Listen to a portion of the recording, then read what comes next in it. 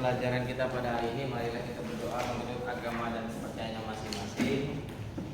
Berdoa dimulai.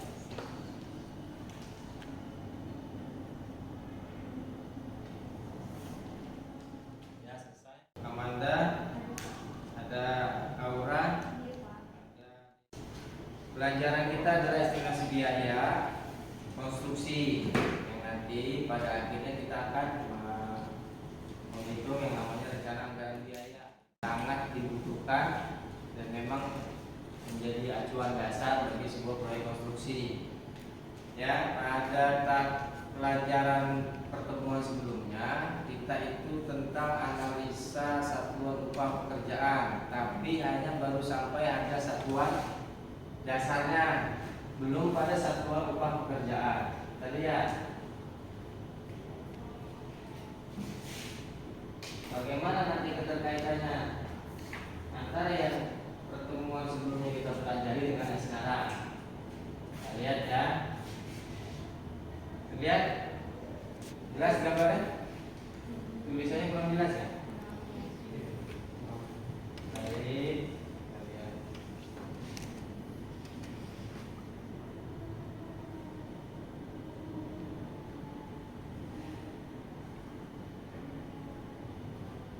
Kemarin sudah Bapak sampaikan ya, estimasi biaya konstruksi, masih ingat ya? Ini kan sudah minggu lalu. Nanti kalau minggu lalu ada pertanyaan silakan ditanyakan. Minggu lalu itu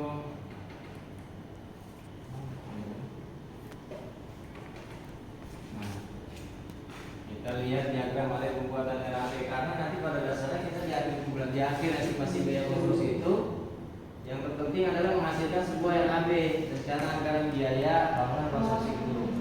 Komponennya adalah seperti ini. Nah, kita ada di bagian ini, harga satuan upah. Nah, hanya kemarin kita baru mempelajari tentang harga dasar upahnya, belum persatuan pekerjaan.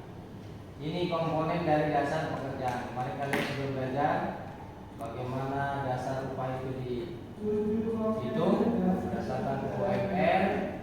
Dimana kalau berdasarkan UMR harus memiliki SKT atau surat keterampilan, sertifikat keterampilan, hasil survei rata-rata di lapangan, tentang dari 2, dan ini adalah rata-ratanya. Ya, lanjut, ini model perhitungan untuk konversinya. Yang kita butuhkan satuannya apa, atau orang per hari atau orang per jam. Tapi rata-rata proyek itu menggunakan orang hari. Ya, bangunan konstruksi gedung itu biasanya menggunakan orang per hari. Lanjut, ini contohnya.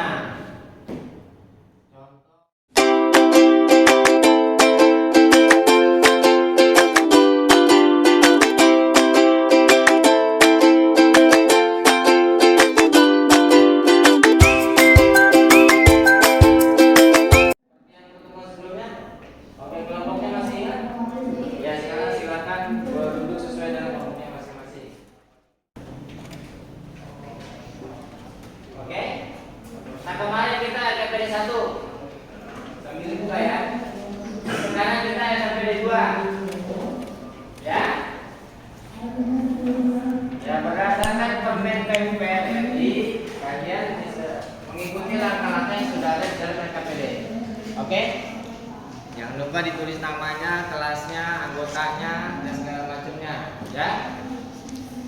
Nah, di situ ada tabel-tabel kosong dan diminta untuk mengisi dengan data-data yang tersedia pada halaman pertama LKPD 2. Oke ya. Ada pertanyaan sampai di sini? Di situ kan ada beberapa tabel.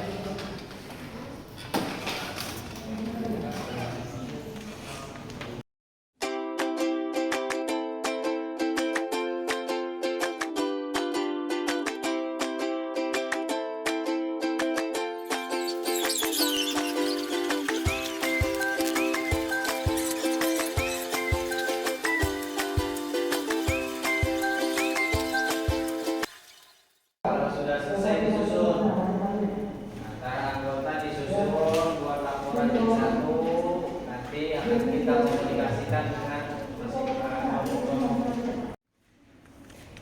Pertama dulu yang penting kami dari kelompok 3. Di sini kami menetapkan bahwa pekerjanya itu bekerja dalam satu hari adalah 8 jam, yaitu dari jam 8 sampai jam 12, lalu istirahat kemudian dari jam 13 sampai jam 5, jam 1 sampai jam 5 sore. Nah, di sini kan setelah dikalikan hasilnya jadi 36.000 untuk pekerja 36.538,48 sen dan selanjutnya seperti itu juga. Nah, saya langsung akan menjelaskan ke pasangan bata merah dulu yang jenis pekerjaan pertama, yaitu pekerjanya itu satuannya itu adalah OH semuanya, dari pekerja, tukang batu, kepala tukang, dan mandor, itu OH. Kemudian koefisien dari pekerjanya itu 0,3, tukang batu 0,1, kepala tukang 0,01, dan mandor 0,015. Nah, setelah dikalikan dengan harga satuan per hari dengan koefisiennya, didapatkan hasil jumlah tenaga kerja dalam pekerjaan pemasangan bata merah itu seharga 17.116,15 sen. Lalu selanjutnya itu di pekerjaan 1 meter kubik beton campuran 1 pasir, 1 semen Portland, 2 pasir, dan 3 kerikil. Di sini pekerjanya ada yang dibutuhkan, ada pekerja, tukang batu, kepala tukang, dan mandor. Untuk satuannya sama-sama OH semuanya. Lalu koefisien untuk pekerja adalah 2, tukang batu 0,35, kepala tukang 0,035, lalu mandor itu 1. Setelah dikalikan dengan setelah mengalihkan harga dengan koefisien, didapatkan jumlah harga satuan untuk membuat 1 meter kubik beton campuran 1:2/3 itu seharga 149.810,28 sen. Sudah. Gimana yang lain? Apakah ada yang berbeda? Dari pertama dulu, apa tadi dari jam kerjanya? Ya, 8 jam. 8 jam. Beda? Ayo silakan. Beda di mananya saja? Untuk di kelompok kami jam kerjanya itu dari jam 8 sampai jam 12, terus dilanjut dari jam 1 siang sampai jam 4. Terus maka jam kerjanya itu selama 7 jam. Terus 7 jam ya? Berarti jam kerjanya dari jam 8 sampai jam 4. sampai jam 4. Ya. Kalau tadi sampai jam berapa? Jam 5. Jam 5. Oke. Terus untuk di pekerjaannya juga beda, total hasilnya kan di yang tadi Arya sebutin beda sama kita jadinya 31.971 untuk si pekerjaannya doang. Yang warna merah. Jadi itu berbeda mendasarnya ya. Gimana kelompok yang lain? Pendapat mana yang benar antara kelompok yang presentasi dengan yang menanggapi? Apa? Ini jawaban dari kelompok Arya dan kelompoknya Hani itu semuanya benar. Semuanya benar. Karena harga itu tergantung dari waktu mulai kerjanya sampai waktu jam keduanya. Berarti menurut kelompok 4, ya berarti dua-duanya benar. Karena upah itu dibayarkan berdasarkan jam kerja. Dengan patokan jam kerja yang berbeda-beda gitu ya. Nah, menurut ini kelompok ini gimana? Ini belum yang mendapat coba. Ya, saya sama kayak tadi karena kan kalau misalnya semua itu kan tergantung dari jamnya. Kalau misalkan 7 berarti kan harga satuan satuannya itu dikali 7 jam. Jadi semua itu sesuai dengan waktu yang ada. Jadi ketentuan dari kontraktornya itu mau 8 jam atau 7 jam. Jadi tergantung dari kontraktor masing-masing. Tidak ada yang benar dan tidak ada yang salah. Jadi intinya ya tidak ada yang benar dan tidak ada yang salah. Semuanya benar. Ya, cuma tinggal cara perhitungannya. Mas tahu nggak cara perhitungannya bagaimana? Mengalihkannya benar atau tidak, gitu ya. Menempatkan koefisien pada jenis pekerjaan itu sudah benar atau tidak sesuai dengan Permen PUPR RI. Kenapa Permen PUPR RI? Karena itu sudah berdasarkan penelitian. dan perhitungan beberapa ahli sehingga jadi standar nasional Indonesia. Oke? Bapak rasa cukup satu saja presentasi ya, karena yang lain juga mungkin tadi dari pendapat-pendapatnya sudah mengerti semua ya. Ternyata maksudnya seperti ini, maksudnya begitu. Oke ya?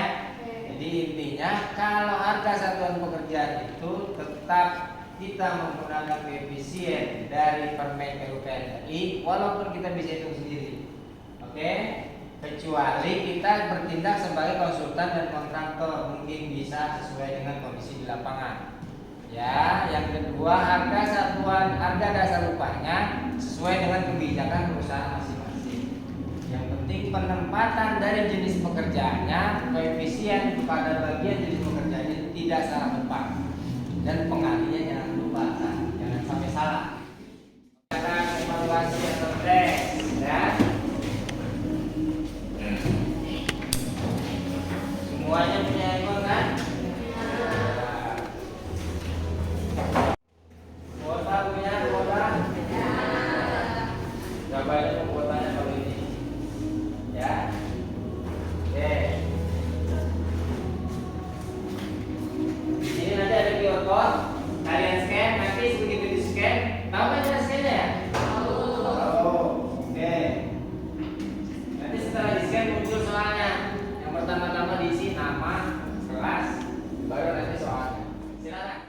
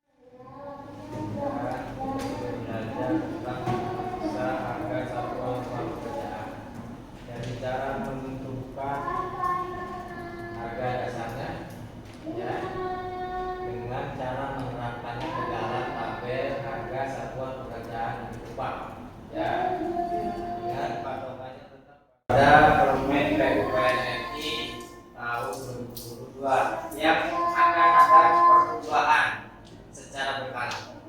Terakhir itu perubahan pada tahun 2020. Berarti 2 tahun. Mungkin setahun kemudian ada perubahan, kita juga tidak tahu. Jelas, kita jual utama itu Permen PUPR. Untuk materi berikutnya kita tentang berupa S. Pernah dengar? Belum ya? Nah, nanti apa yang kita pelajari dari awal itu harga satuan bahan, harga satuan alat, harga satuan upah, ya kan? Nanti di apa namanya di grup jumlahnya disusun sesuai dengan ketentuan yang ada. Nanti akan membentuk sebuah kurva S. Kalau kurva S itu sesuai standar maka dikatakan baik. Silakan. Siap. Memahami pelajaran apa baiknya kalau doa terlebih dahulu berdoa dimulai.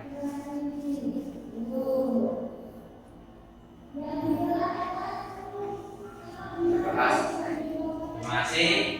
Bapak kurang lebihnya maaf. Jangan lupa materi bahan ajaran bahasa Indonesia setelah ini mungkin juga. Oke. Assalamualaikum warahmatullahi wabarakatuh.